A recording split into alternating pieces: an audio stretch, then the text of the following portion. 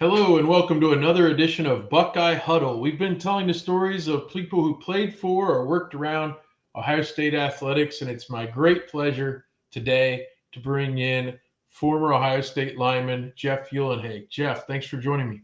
It's great to be here, Seth. Let's banter a little bit on the Buckeyes. There you go. That's the cleverness of my title there. That's the way we're gonna roll.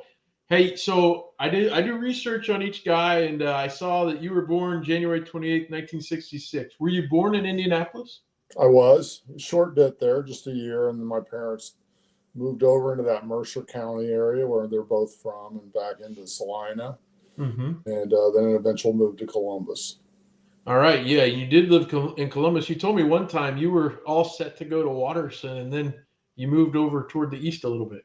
Yeah, I went to Our Lady of Peace. Was set to go to Watterson. I'd gone to orientation, and that's midway through the summer, and sure enough, my parents come home one day and tell us we're moving.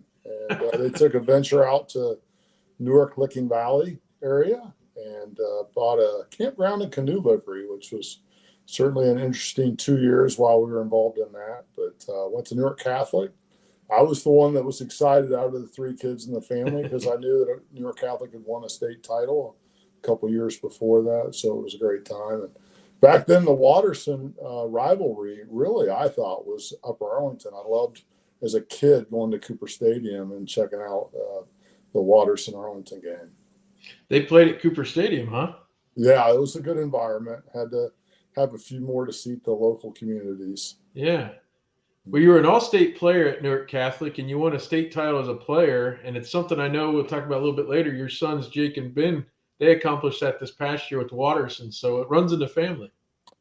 It was a special moment to be able to do that with your sons. It really was. It's even much more enjoyable than winning it yourself. Yeah. But to see others have that success. I guess back then, though, can you tell me about the experience as far as being a player on a team like that? Yeah, I was had the opportunity to play for J.D. Graham, who was he's in the Ohio Hall of Fame. He was well known and recognized for driving a tough team. We had 3-a-day. Some teams had that back then, but we did. We had 3-a-day practices. We put a lot of time and effort into it. I was well coached at the offensive and defensive lines. But it was just a great community. Newark Catholic had a strong culture and following. And every kid expected to play in a state final every year there. And it was a uniqueness that I moved into and joined that culture. And it was a great experience. That's awesome. Can you tell me a little bit about being recruited to go to Ohio State? It was a little different back then, um, in the early to mid '80s, right? As far as recruitment goes. Yeah, honestly, and I don't know that I could afford to go to a football camp. A lot of it was you went to an Ohio State football camp. They recognized you.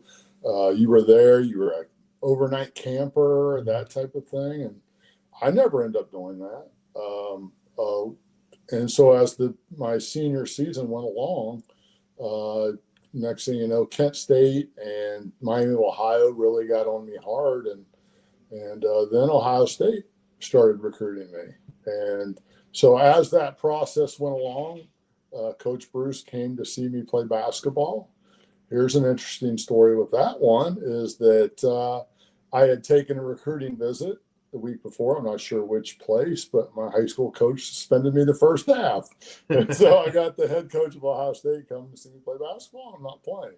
Yeah. So, that was interesting. But it was a great, unique experience. Once Ohio State started recruiting me, I had a Michigan State offer, and I was going to visit NC State as well, and I never went there. But I visited Kentucky, Ohio State, Michigan State, and Miami of Ohio. And, Okay. And honestly, the hardest person or coach to end up talking to and end up turning down was the Miami of Ohio coach. The guy literally lived in Newark for 2 months. What was his name? Bob Maceros was his Okay. name. And he was the line coach there. And a little sidebar, interestingly enough, Jake, my son Jake, wide receiver, is going to attend Ashland and play football there. Jake's defensive coordinator is Tim Rose, who was the head coach of Miami, Ohio when I took my visit. Wow, that's Yeah, something else. yeah, That's some yeah, some connections there. for sure. You ended up at Ohio State. You were an All Big Ten player in '86 and '88, and first team All American and team MVP in 1988. And incidentally, you were inducted to the Varsity O Hall of Fame in 2008. So that's really awesome. But you ended up being a 4-year starter after a redshirt season. Take me through coming to campus, and certainly now these guys come in January. They're here for spring practice. I'm assuming, since that really didn't happen back then, that you reported with the rest of the freshmen during the summer. It's a little bit different. The freshmen came in early, and at first I signed to be an offensive lineman, and they were light on D linemen. So I was myself and another lineman that were one-on-one with Coach Randy Hart, the defensive line coach, and I can tell you that was probably the hardest 4 days of my life, let alone that first camp when you go through when it's unexpected and the anxiousness and nervousness. But I would tell you that it really benefited me as a football player. So I spent a year on defense, and coming in after my first year, I was the number 2 defensive tackle, expected to play a lot. And then they had an offensive lineman, Tim James, leave the program. And so they asked me, this is about 3 days before camp started, hey, you want to switch to offense? And, I'm going to do whatever the coaches asked me to do. And ended up alternating our first game against Pitt. It was the first night game at Ohio Stadium in 1985, and ended up playing well, and then became the full-time starter at left guard. That's an amazing story as far as like being able to do it as long as you did. Tell me about the first year starting at Ohio State, and that was you're there in what, 84? Was 84 the Rose Bowl year? 84 was the Rose Bowl year at my redshirt. Yeah. So you redshirted that year. You're coming back the next year, and all of a sudden you're starting at guard. What's it like, kind of running out of the tunnel knowing you're starting? I know you've been there a full year by then, but. Well, I tried to be calm about everything. I think I have a somewhat of a calmer nature, and you got to ramp it up when it's time for the first snap. So I tried to, but there's obviously a lot of anxiety knowing that, you've got a lot of friends there watching you play. You've got your relatives. You've got, you don't want to let your teammates down. And so, it's all kind of an afterthought now, but I would tell you that I was fired up to play. And back then it was, 10, 11 regular season games, and you didn't have many warm-up opponents. So our off-season, or our non-conference schedule, would be like in Oregon State, Washington State, LSU, Syracuse, so and never to degrade a lower-level program, but we were going up against, better teams at that time, and so I knew I had to be at my best. I was a lighter weight lineman at the time, so I weighed probably 240 pounds as a freshman. So there was a couple times I faced some bigger defensive linemen, a guy from Washington. We played the Huskies. That probably gave me a few fits that day, but I just battled as a smaller lineman. I was able to execute, and we had a lot of fun. We had a decent year that year. Ended up playing in the Citrus Bowl against BYU. Both of their defensive ends were first-round picks. So it was I was, as I said, lighter, but I used that to my advantage as best as I could. Well, in this time, so you played 3 years under Coach Bruce, and in this time you're playing with certain people. I mean, you're on the same offense with Chris Carter, right? So I guess if you could take me through that, because the offense probably looked a little different than it did maybe even 5 years earlier. One of the things about the Coach Bruce believed in, we're going to run the power scheme. You didn't have the quarterback read game back then. But we lived a little bit off the play action, maybe a little bit even too much when it was 3rd and 8, speaking as a coach now too. But we relied on a running game. We had Keith Byers, who was obviously up for the Heisman Trophy. That would have been the Rose Bowl year, and with a strong line in front of him. And then I would just say, our Coach Bruce was a demanding coach. He was pretty hard on his assistant coaches, But if you look at his coaching tree, it's remarkable. Mm-hmm. So one of the schools that I mentioned that recruited me was Michigan State. Well, Nick Saban did work at Ohio State before that, and Nick Saban was the guy who recruited me when I was being recruited at Michigan State. So, that Dom Capers, I'm trying to think of all of them, but Glenn Mason, Jim Tressel, all these people were under Coach Bruce. So he was hard on him, but obviously a great job of grooming a lot of people, including Urban Meyer. Yeah, he certainly did. That's an underrated part of Coach Bruce's tenure. At some point you switched to center. What year was that? I switched to center after my sophomore year. So, I played 2 years at center. I would tell you that the first game I played was West Virginia at home, and played against a guy named David Grant, who I think the Bengals drafted him, and Mm-hmm. David was a fine player, and he definitely gave me some fits in my first outing. We won the game pretty handily, but it was a good learning lesson for me. I was coming off. I didn't do much in the spring. I had 2 arthroscopic knee surgeries, one each knee, coming off my sophomore year. So, that did hold me back. So I had 2 weeks or 3 weeks of practice before facing a pretty solid opponent. So I felt like I got a lot better throughout the year. But I would tell you that my big steps came when Coach Cooper came, and I played Jim Coletta, ran a little more of a pro style offense. Mm-hmm. So we had a rough year. We didn't have a lot in the tank there at times, which would have, if you looked at the draft that following year, we didn't have a lot of players drafted. It was a little low. Coach Cooper certainly loaded up as the years went on, but he did. He built off of that. You got maybe a little bit of too much guff for his comment about the cupboard being bare. It was a little bare, quite honestly. It was. So, anyways, we had an offense where I learned how to pass protect, identify defenses, really understanding a passing game concept that was more in depth than what we did under Coach Bruce. Well, if we go backwards just a little bit before Coach Bruce was let go, or when he was let go, hey, did you wear an Earle headband? I did. Okay. I did. There's some rumors flying around. I'll settle it with wherever it started, but the actual idea of the headband was mine. Oh. Joe Stasniak is the one that kind of engineered it. Uh-huh.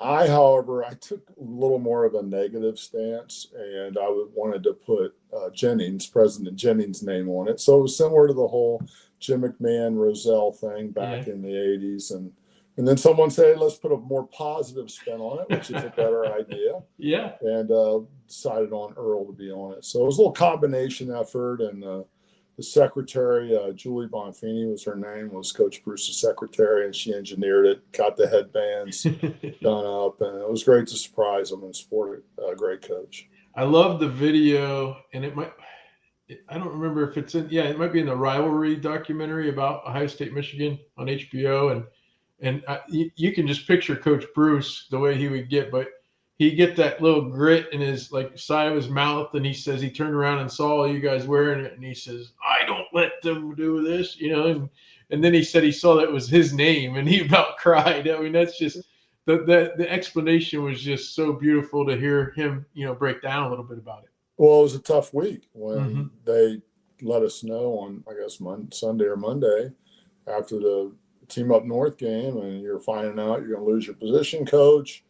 A lot of guys' jobs are going to be gone, and just the guy recruited you, came in your home. You spent a lot of time. It's harder, you respect those who demand a lot from you, and he demanded a lot from everyone, every player, every coach, and he held everyone accountable. And so I would just say, he was the person that offered me a scholarship to Ohio State, and I'm grateful for that. At that point in time, I could see that it was time for maybe us to move on. Quite honestly, I could see that, but that didn't make that any easier. with losing your position coach and everyone else that you built so many close relationships with. And people don't always understand, or especially back then, maybe with, it's not as like much of a microscope on the program as there is now. But what was it like? Was it evident that even around the program, as far as facilities and different things like that, that Ohio State had some work to do, like beyond just whether the coaching staff is getting the job done? Well, I would tell you that, if you look at that year that he got fired, it's, we thought we were going to be pretty good. We had Chris Carter coming back and Nate Harris. So we had two players. Chris ended up, taking illegal benefits. And so he was ineligible. So you're missing a future NFL Hall of Famer. Yes, absolutely. That's a big deal. And then our second wide out ended up being ineligible. So our passing game really struggled that year. And so, that's players or whatever, however you want to phase it, the program let Ohio State down that year. We didn't get it done. And so ultimately they held Coach Bruce responsible.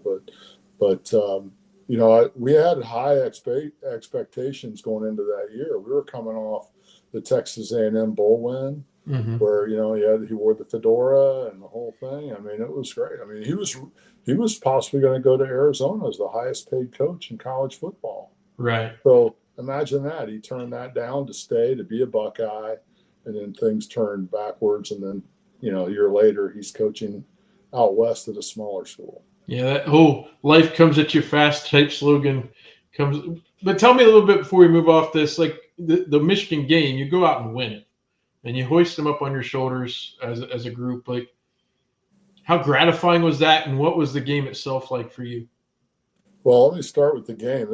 It's always the toughest, hardest hitting. I think it's a clean, hard hitting game. It's just unique in that way. But we had some fantastic plays by our defense in that game, causing some turnovers when maybe our offense wasn't getting it done early in the game. And then, one of the great players at Ohio State that ended up being injured a lot is Carlos Snow. Carlos Snow was a talented football player that ended up suffering some injuries, and but he was so dynamic in many ways. And I think he took the screen pass for 70 yards down the sideline, and no one was going to catch Carlos. But in the end, we weren't going to be denied that day. There was something special in the air in the locker room throughout the week, and I get choked up about it too a little bit. Yeah.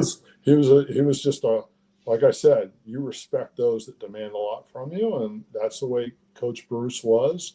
And everyone was bonded that day to get it done, that week and that day. I think one of the best things about, especially as you're growing as a young person, and then even as a young adult, one of the best things that could have happen to you is have somebody challenge you in a certain way that initially you might really dislike that person for it, but then in the long run you see why. We just had a coaches meeting with my son's possible like high school soccer coach, and he talked to all the parents, and he played for the program that he's coaching now, and he says, this is what our coaches did for us, and we didn't like it. We understand our boys now don't like it, but we're going to work hard. And he says, now as I look back on it, I respect my coach more, and I think everybody should go through that at some point. You have to be ready for adverse situations and what life's going to bring you, and you hope that's what sports teach you.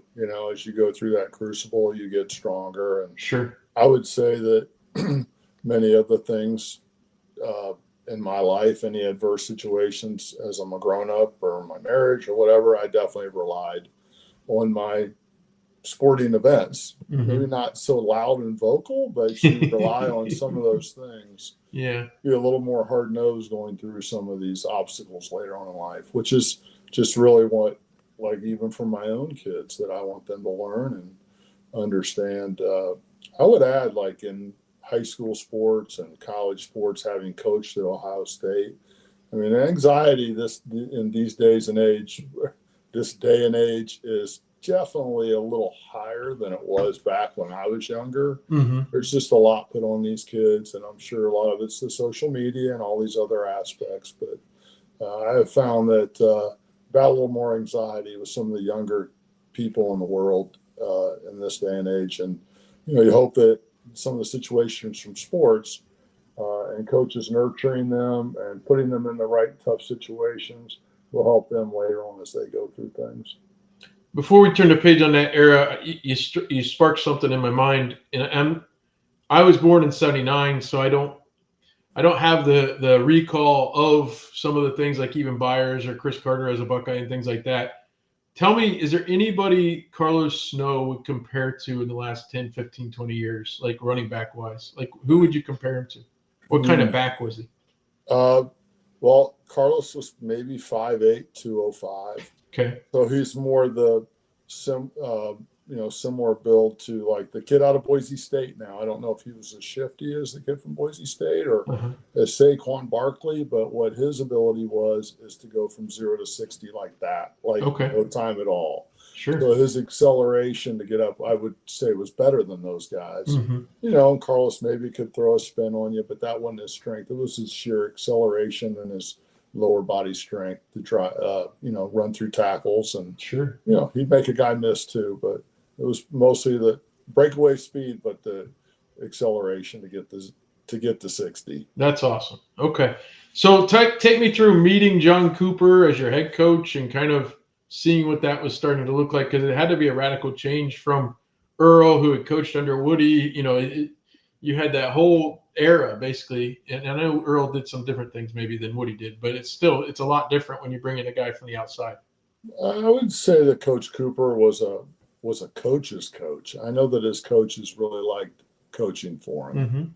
He hired them, he let them do their jobs, and I think that was the big aspect that he did. He was a recruiter, and he really promoted me. He really put it out there that Jeff Uhlenhake can play football, and I appreciate that. Obviously, I had to do the work as I went along, but for the NFL scouts and everyone, he's like, don't miss this guy. Make sure that you're on top of it. And so I generally really appreciate that from Coach. He's a kind man. He lives here in Columbus. Such a good guy. Obviously he's from Tennessee, all the Southern stuff and the Southern charm of his family, but he's a Buckeye through and through. He brought in great coaches. We just didn't quite get it done. We had our opportunities maybe to have a little better year, but obviously it was, I don't like to talk about it. It was losing season my senior year. So I'm a captain of a losing season, and it was a tough year. It could have gone a little better. I don't know that we won a lot more games because we were a little less talent than many teams that we played, but we could have, got it going a little quicker. How big a change was the offense? Did it completely change, and what all goes into that, especially as a center? Well, I would tell you that we probably, under Coach Bruce, I would say we ran 1 or 2 drop back protections and a couple play actions that were similar. And now I would tell you that we ran 6 drop back protections. And so there's a big difference in the way things are ID'd as a center, the way you might adjust, re-ID who the center is working to or the running back is working to. And so there's just things that go into that helped me going into my rookie year for sure, that I was able to take what I learned at Ohio State and apply it quickly. This was 40 protection at Ohio State. This is 70 protection with the Miami Dolphins. But you just, understanding concepts in terms of pass protection. I remember the buzzwords even into the mid-'90s were that it was more of a pro-style offense. And, I do remember that. Yeah, I would tell you that, back then, gun was on 3rd down and in 2 minutes. So now gun is, every play, so it's different. Every lineman back then had their hand in the ground on 1st and 2nd down. Yes, sir. And, when your quarterback's in gun, your tackles can be up. But it was a different era. The rules were different. The quarterbacks weren't protected quite as much, obviously.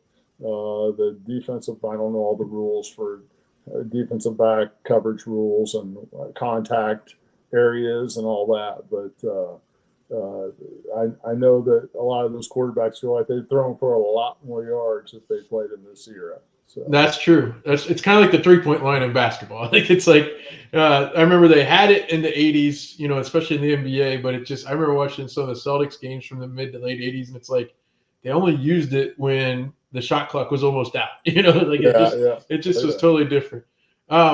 Before we move on to your pro career, tell me about who are some of your favorite teammates, some of your the guys you really bonded with and really have great memories about. Well, I mean, and you're talking about Ohio State specifically. Well, I would tell you that one of my best friends is Derek Eisman. Derek was a linebacker out of Fremont Ross, and Derek's uniqueness was he ended up as a Golden Glove boxer. Wow. He was well known when he got to Ohio State. He had fought Mike Tyson when he was 16. Okay. So this is not a guy that took up boxing when he got done. But sure. I believe Derek was the MVP in '89 for the Buckeyes. Derek lives north of here, so I get to see him every once in a while. Just a guy that I really bonded with. And he took off his senior year, so we did not play together. He took off and he won the National Golden Gloves. And then he tried out for the Olympics, which I think he got beat by Ray Mercer, who ended up, winning the gold medal. So one of the unique, talented guys that I was around at Ohio State.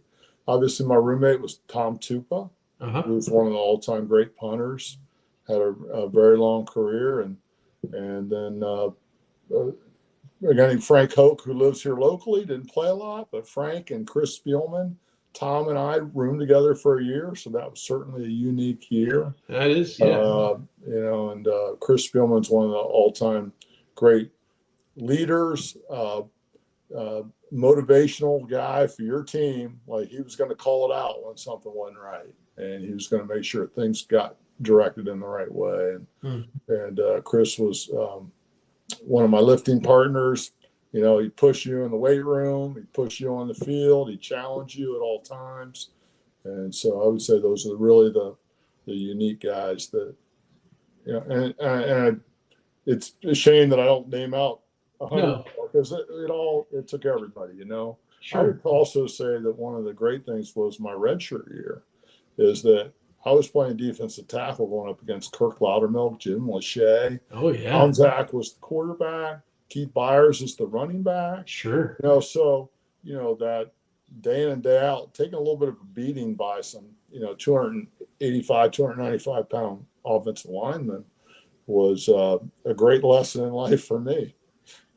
I hear national guys bring up the Doug Flutie game and then the fact that he won the Heisman. And I yell, and again, I wasn't quite old enough to appreciate it back then, but I always yell, nope, that was Keith Byers' Heisman. You guys as players, being on the team, you probably had to feel that way, that it kind of got stolen from him a little bit. Yeah, the Hail Mary. Yeah. But that was a great play by Flutie. But I mean, Keith is such a dominating guy that year. Some of the stuff that he did was just so incredible.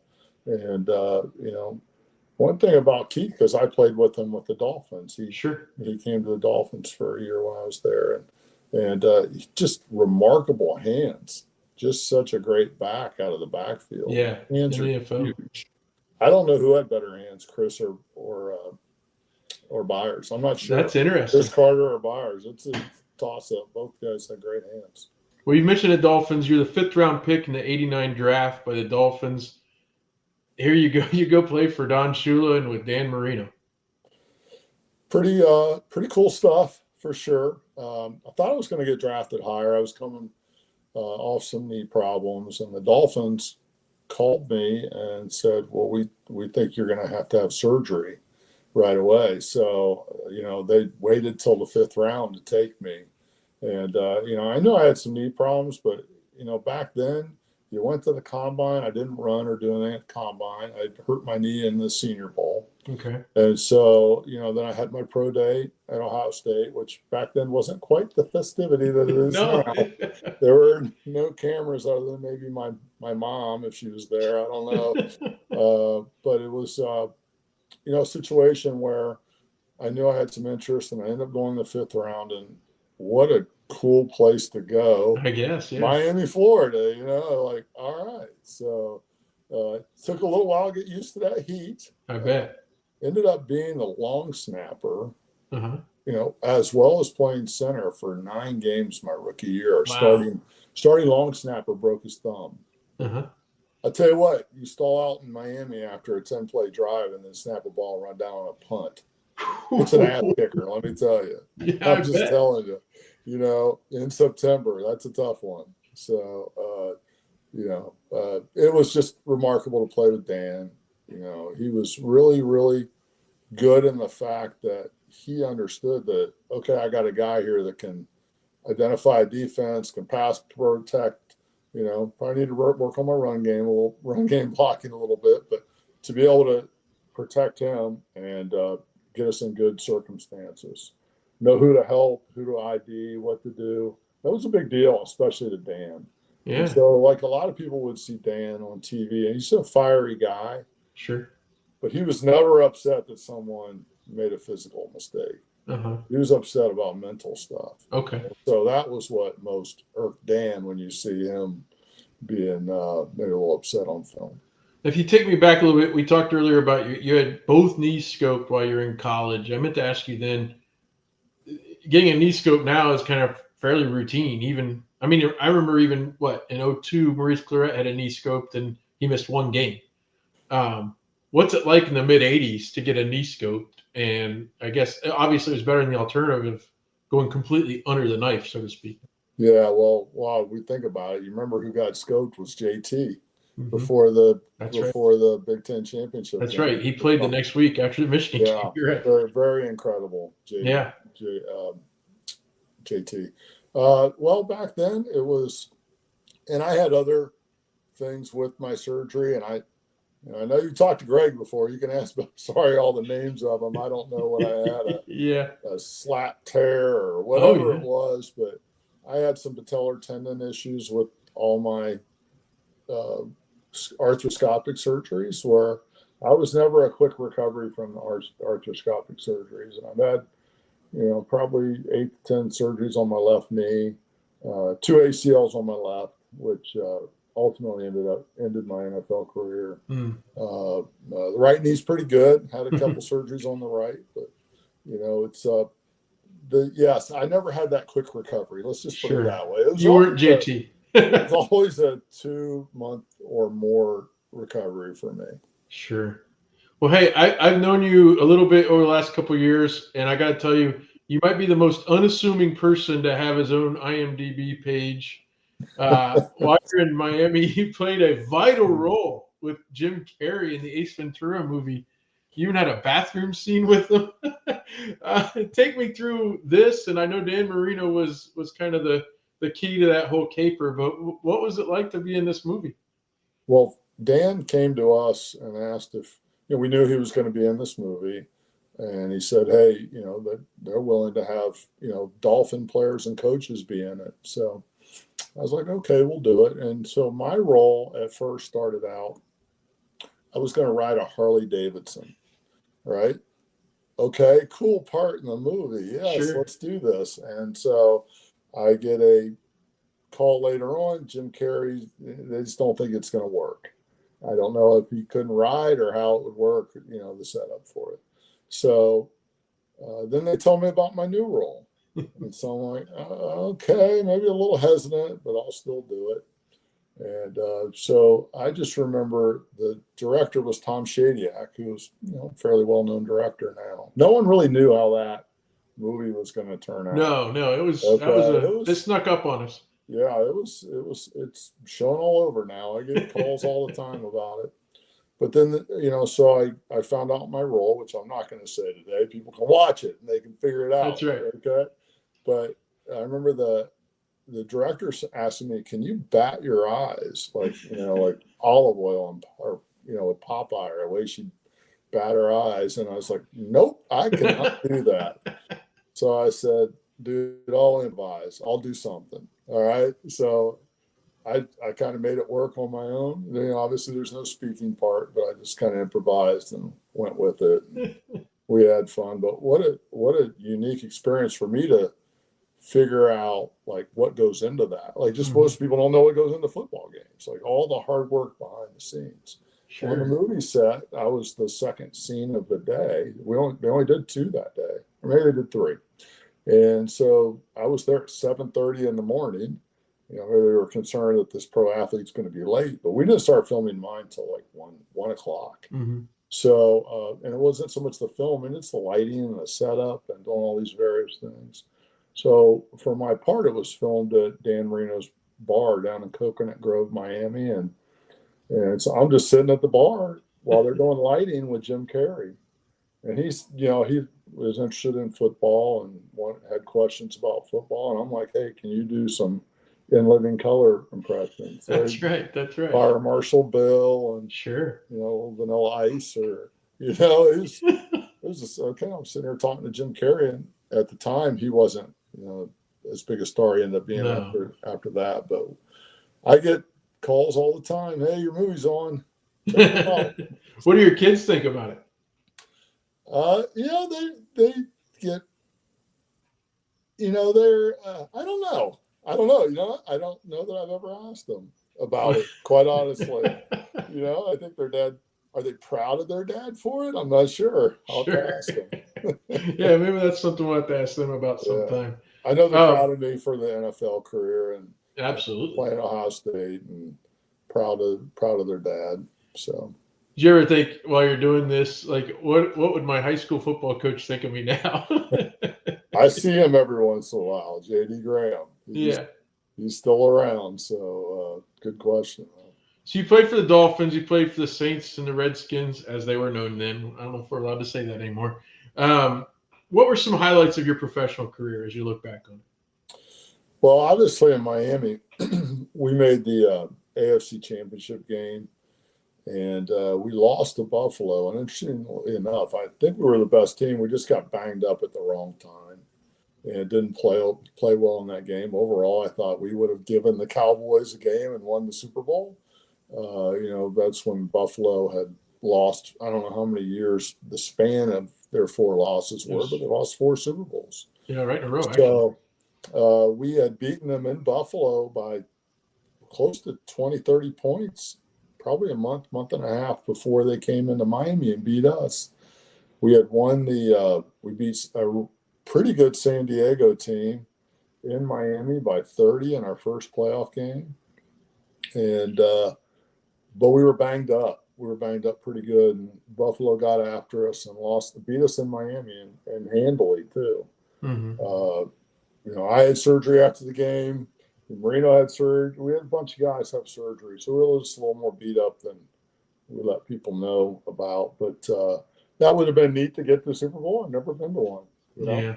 And I've got plenty of friends that have Super Bowl rings. Maybe didn't play as much football, but they accomplished the ultimate team goal to win that Super Bowl. It's not easy to do. It's just really not. So it really isn't. And professional football fans here in Ohio know that. I mean, it's neat for me to say that I played with Dan Marino. It's neat for me to say that I played with, well, even Keith Byers or Darrell Green in Washington. Yeah. Thought about playing with a Hall of Famer there.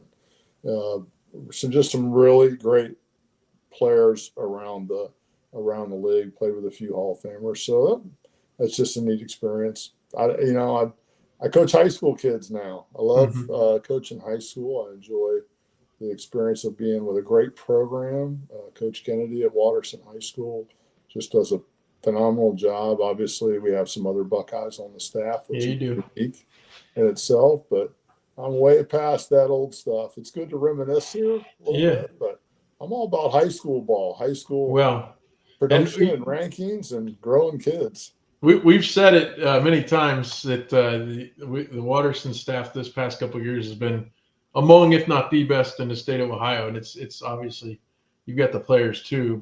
But you know, let's talk a little bit about after your playing career. You did coach a little high school ball back then. You were even with Jim Tressel's staff. I'd like you to tell me what you did there.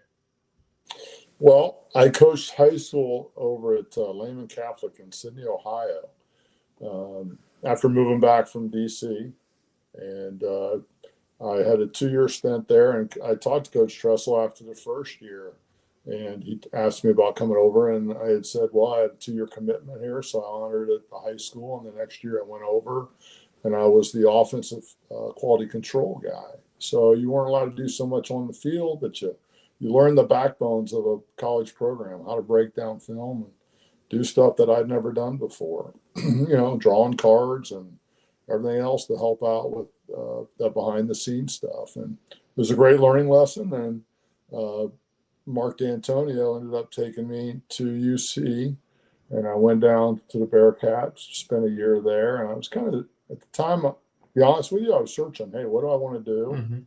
Mm-hmm. Angie and I at the time were just starting to date, my wife, Angie Uhlenhake.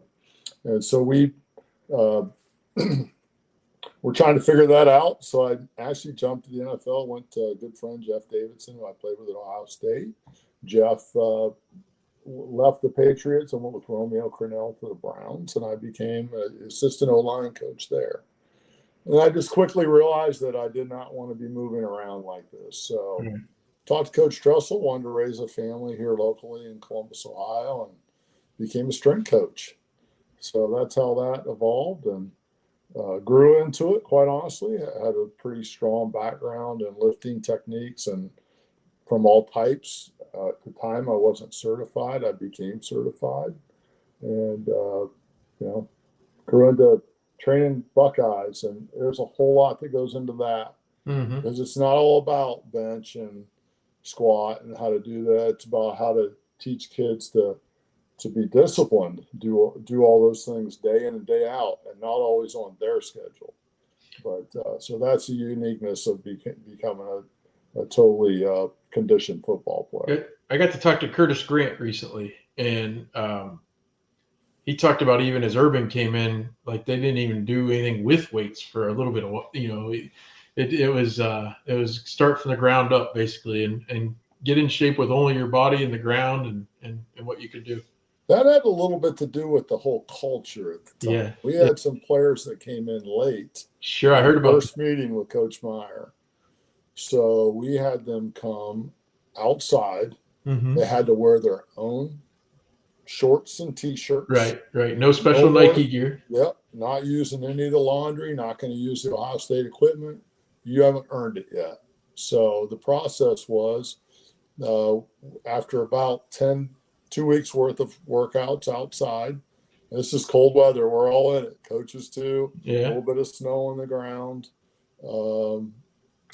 Finally we started letting them in as they earned it. So it was complete meritocracy in terms of earning their way back in. And we had a couple players that didn't get in there till June. But quite honestly, they didn't quite align with the program's goals and values at the time. And then there were a few that left. Sure. So credit to the kids that did get in there finally in June, because there was plenty of Is that kind of where the black stripe started too? Kind of like the little bit. That the black stripe is more when you come into camp, and, for 2 seasons. Yes, it came from Coach Meyer, and it was to earn it and see what a player can do. Sometimes they get a little rushed with that black stripe. I'm not going to lie. There's a couple I'm like, you didn't have that yet. No way. And but it's part of coaching. It seems as though Jeremiah Smith earned his as quickly as he did. Yeah, I think so. You brought up JT Barrett yourself earlier with the knee surgery, but being where you were as a strength coach, his reputation, was it pretty well earned as far as even as a very early on with his leadership and things like that?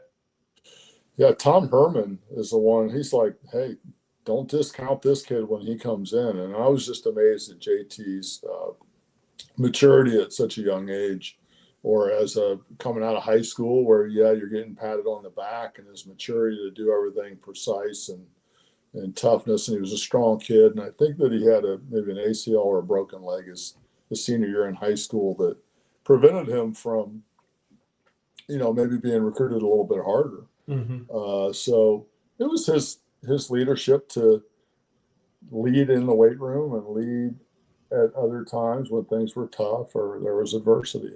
He was exceptional in that area. Yeah, and he got there in 13, then Braxton goes down in one of the last practices before the season starts in 14. And I guess from your perspective, like he jumped right in, didn't he? I mean, that leadership was really what the team needed at that point. He was focused. It was never too big for him. Mm-hmm. There wasn't, you have the focus that's narrowed down, and you're not looking at all the extra things like, hey, what is this coach thinking of me? What is my teammate thinking of me? What are they thinking about me back home? He's able to focus in and do his job.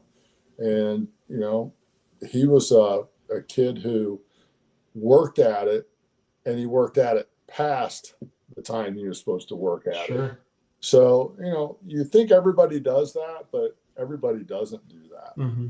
There are other times to work on things and do extra things. So he always found a way, and he was ready. And certainly when you have a quarterback can run the ball and make good decisions, JT just missed a few throws. That's all his difference from him playing on Sundays. It's maybe just not quite accurate enough. Yeah.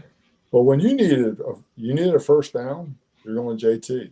You're going to run the zone read and let him get it that way. And he proved it time in and time out that he's your guy. 3rd and 7 or less. I mean, it was pretty. He had such a knack. That's right. Well, before I let you go here, I really appreciate your time. We've talked a little bit about it. You're working now in part coaching these high school kids, 2 of which are your own sons. Jake, as you mentioned, he'll play wide receiver beginning at Ashland. He'll be a freshman this fall. And Ben, he just finished a sophomore season where he played starting linebacker and was a key running back as well for the Eagles on the way to an undefeated state championship. Take me through kind of the experience you've had these last couple of years. Well, I mean, we were runner-up the year before. Yeah. And I was pleased that we made it, but we did have opportunities in that game to win it. A lot of people thought we didn't have a chance, but I don't know that we just totally believed in our program that we could get it. I thought maybe there was a call with the official that could have gone the other way. Actually, a touchdown that Jake would have had. But anyways, going into this year, we had lost some key leaders. Let's just say it, Don Purcell, who was up for Mr. Ohio. And so who was going to fill that? And Ben took his spot, but who's going to fill that leadership role, that day in and day out leadership role when it's April, May, June, and you're working through all those times where, hey, even if you're not going to be at Watterson, are you going to do something somewhere and be able to work on it? Because we have so many multi-sport athletes who are working in different directions. And we have the 6 a.m. workouts, but for our players over the summer. But sometimes it takes more. I know it takes more. So we have a sophomore class that had a lot of kids that played on defense for us this year, and contributed on offense as well. And it's a special class coming up as juniors, and they've been doing stuff together for a while now. Even from different parochial grade schools, they did a lot of things growing up together that made that class unique. They're not all going to play. They're all going to compete and help in some way. And it's a unique class. But then, of course, you've got a quarterback coming back, Greg's son, who's Drew. You have a returning quarterback this year who last year, was a first-year starter, and the year before he got hurt. So he didn't get a lot of reps at quarterback. So his growth and maturation has been really cool to see. He's a really talented kid. Obviously, Peter Gletus, our left tackle, he's going to be a senior. And then we have a couple sophomores that are pretty good too. David. Anyways, again, naming a lot of players, but I would tell you that Coach Kennedy's just done a phenomenal job with the culture. Yes, he's brought in some good coaches, but he heeds advice. He does what he needs to do to run the program. He's got a great relationship with the players, and that he can ride them, and he can also pat them on the back. And he knows when to do that. And so that's a real credit to Coach and the way he's handled the whole situation.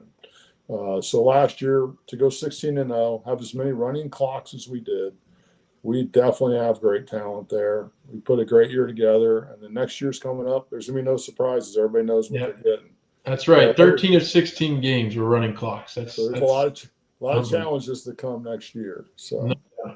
Well, Well, hey, it's been fun to see that unfold, and also like as Ohio State fans, you're already starting to see some of these names. You mentioned Pete Iglesias. There's even Drew. I know has been to the Woody Hayes facility and unofficial visit type situations, and uh, you've got Ryan Rudzinski who's on the Ohio State football team. He's a Waterson grad, so it's starting to pump out some players here, and it's pretty fun to watch. But Jeff, it's been so fun to go down through the years with you. You've had a hand in Ohio State teams, even as a player, as an assistant coach, and as a strength coach. Getting some of these memories was really great. So thank you. It's fun to reminisce. I'm glad I can remember most of them. So, That's yeah, there's a true. lot of stories there. So it was fun. Thanks for having me, Seth. Well, thanks for tuning in to Buckeye Banter on Buckeye Huddle. Please like and subscribe wherever you see fit, and you can get us on all podcasting platforms. For Jeff Uhlenhake, thanks so much for your time again. Have a great day, everybody.